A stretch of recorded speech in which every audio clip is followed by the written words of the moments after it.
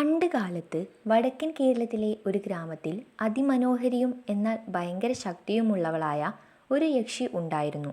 ഒരു ദിവസം വരരുചി തൻ്റെ ഗർഭിണിയായ ഭാര്യയുമായി യാത്ര ചെയ്യുകയായിരുന്നു.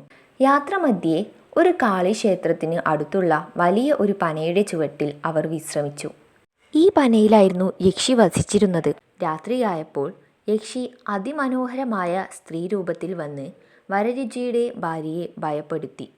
എന്നാൽ വരരുചിക്ക് യക്ഷിയുടെ തനി സ്വഭാവം മനസ്സിലായി. തൻ്റെ ഭാര്യയുടെ ജീവൻ രക്ഷിക്കാനായി വരരുചി യക്ഷിയുമായി ഒരു ഉടമ്പടി വെച്ചു.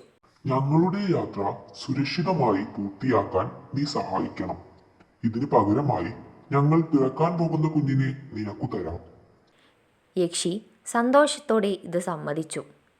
പിന്നീട് അവർക്ക് പിറന്ന കുട്ടിയാണ് വായില്ല കുന്നിലപ്പൻ.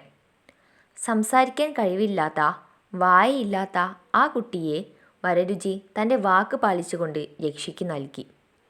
യക്ഷി കുട്ടിയെ വളർത്തി. പിന്നീട് ഈ കുട്ടി ഒരു ദൈവമായി മാറിയെന്നാണ് ഐതിഹ്യം.